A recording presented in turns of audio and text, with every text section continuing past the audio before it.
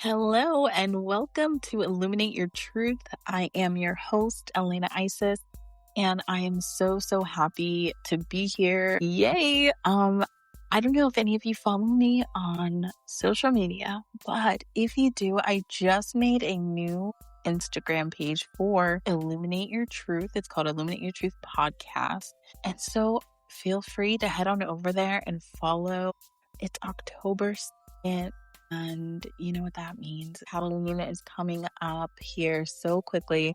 And this is one of my favorite times of the year. If you followed me for a while, you know how passionate I am about ancestor work and working with our ancestors and talking to our ancestors and healing our ancestors. So, this is one of my favorite times of the year. What I wanted to talk about today deals a lot with the ancestors. So for today's episode, we're going to be talking about generational curses. We're also going to be talking about the demons that attach to our ancestors and ourselves whenever we experience really dark, heavy trauma. And then we're also going to talk about generational blessings, because I don't think we talk about generational blessings enough. I think we always hear about the curses and all the bad stuff, but we also can receive generational blessings as well. And so I want to talk a little bit about those and what those look like in my life, what they can look like in yours. All right, let's get started. So generational curses can look like a lot of different things. I'm just going to name off a few. So let's say alcoholism, incest, depression, fibromyalgia, child abuse, drug abuse. These are all different types of generational curses. There's a lot of them. This is what they can look like. And they are just passed down your family line. You should be able to see the repetition of the trauma from generation to generation and how it has distorted your family line. A lot of times it's very obvious. A lot of times it's hidden. And sometimes we even have to dig them up. But generational curses, we all have them. So don't think that you're alone. And we all have someone in the family line who is actively working on trying to get rid of the curse, or in turn trying to heal themselves regarding the trauma. But that is what a generational curse is, and it just passes from generation to generation, and it looks very similar to what previous generations suffered or went through. So the next topic is, how can we start to heal these generational curses? How do we even find out what's the most important one? Step number one is you really need to start working with your ancestors. You really need to start opening up that line of communication with them, because they're going to be your number one with this work. Ancestor work ties in 100% to healing generational curses, because they're the ones who suffered. They're the ones who experienced the trauma. And so a lot of the times you're going to have to be talking to those people who experience the trauma. They're going to be sending you visions. They're going to be talking to you. They're going to be showing up in your dreams, giving you messages, helping you discover family secrets. And they're going to be sending you these messages, and you're just going to really have to just be able to soak them in, watch them, experience them, which is extremely difficult a lot of the times to watch your family members suffer. It can be very heavy, but they need you, okay? They need you to witness the trauma so that you can transmute it and so that you can heal it. And so it's really important that we really start to, whatever we have to do to start working with them. Whenever I started my journey, I created an altar. And it was very simple, a glass of water, white candle, something that represented earth, maybe a crystal, and incense for air. And I lit the candle and I just talked to them. And I went a glass of water and I just talked to them every day, dedicated some time. And you just sit there and you just communicate. Now, we only want to really be working with our ancestors in the light. I have worked with an ancestor who had not crossed over yet. She was actually an earthbound spirit roaming around the earth. I did actually work with her, but I trusted her 100%, and I understood what I was doing. I was able to cross her over after that work was done, after that trauma was healed. Initially, starting out, you really only want to be working with ancestors who are of the light. They will keep you safe. There's a lot of ancestors who are unhealed, and we don't really want to be diving into other traumas. Like if you're focused on healing a really serious trauma, you really just want to be focused on that one trauma and just healing that within your family line. You don't want to be jumping from trauma to trauma. It can just get really confusing and it can just be a lot. So start working with your ancestors. And when you start working with your ancestors, you're going to want to start working with one of your main ancestral guides. Whenever I started, one of my ancient grandmothers showed up for me, and she was my guide for years. She was my guide up until I had my daughter, and she worked with me through a lot. And so we all will have a main ancestral guide. This may be an ancient grandparent. This may be a recent grandparent who has passed away. It does not matter. It's going to be anyone in your family line who can help you heal, your ancestors of whatever trauma is most prevalent in your life. They will help you. They will guide you, and they'll usually lead you to the trauma that is going to be the one that you will start with. So get really clear on who you're working with while you're doing this ancestral work, and they will send you on a mission. Sometimes the trauma is really open and you know about it.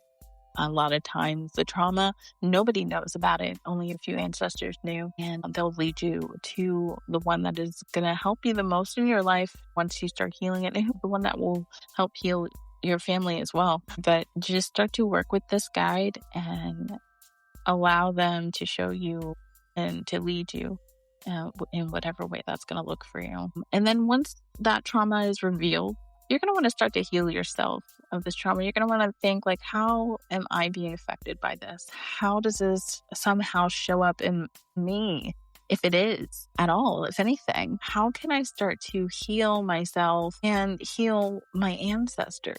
How do I do that? So you could do a lot of different things as far as healing yourself. So let's say you're going through that depression, and depression is something that goes through your family, and you're really just trying to be better and to think better, to feel better, to believe in yourself. And, you could start to do sound therapy sessions. You could start to do energy work, getting energy work done, or learning how to do energy work and just playing with energy. You could start messing with herbal teas and herbalism and learning how to heal yourself with herbs. You could do some type of movement, something to get yourself moving. You want to do some deep soul work, so lots of journaling, lots of journal prompts, things like that, and lots of meditation. I mean, you're just going to want to hit it from all levels, but your guide will always be like, hey, maybe try this. There's always going to be breadcrumbs. You're always going to be following these paths, and really just get excited about healing. Get excited about healing yourself. Get excited. And in turn, by doing those things, you will heal your ancestors. And how can we heal our ancestors? What can we do? Well, by going and tending their altar, that is a beautiful thing. By visiting their altar, that's a great thing. By visiting their graves, that's an even better thing. By leaving flowers at their grave, they really appreciate that. Praying for them and praying for maybe any ancestors who have not yet crossed over, and just praying that they can be filled with enough light and see the light enough so that they can go and cross over. There's so many different things that we can do to show our love to our ancestors, to keep a glass of water on their altar, to light a candle, to light incense, gives them strength. It gives them energy. And the more energy that they have, the more energy that they can change and feel the light, see the light, cross over. And then the more energy they give you, because it's just this really beautiful exchange of love and energy and attention. So we need to be giving them our attention and our love, and allow them to guide us and to find the traumas and to find the therapies or the things that will heal us so that we can heal our ancestors as well. You may say, I don't see how does me getting an energy healing session heal my ancestors? Well, energy is a really fun thing. You may be getting an energy healing session, opening up your heart, and unbeknownst to you, you go into this vision and you see your grandmother and you see her healing from this trauma that you've been working on. And through your physical body, you're able to transmute that healing session into her heart chakra. And just by you giving your grandmother that attention in that session, you are innately healing her in her heart chakra, allowing her to open up more into the light. And if she hasn't crossed over yet and she needed that little push, that could be it. That could be it. That could be how she crosses over into the light. Just by you opening up your heart chakra, allowing that flow of positive energy into your body, you are the vessel for them. So you can just fill your body with that light and feel any ancestor that may really need that energy, which is why we're working with the ones that are of the light, remember, because we don't want anybody leeching our energy, sending that energy into maybe an ancestor that would need that push to cross over, because not all ancestors can cross over. A lot of them are still healing. A lot of them still need healed. So, you really just want to be mindful of that. Healing yourself does heal your ancestral lineage. And you just don't know how. You're not going to know how until that moment comes where you're like, whoa, I know that's what happened. I know that's what I just did. I know that I assisted with that, and that was beautiful. But yeah, just you really want to create a good relationship with your ancestors. It's just really important, because they're going to be the ones to help you.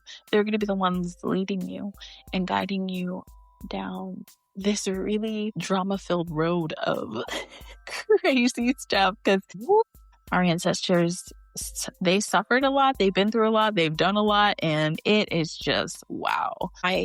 I'm truly honored to be the witness of it all.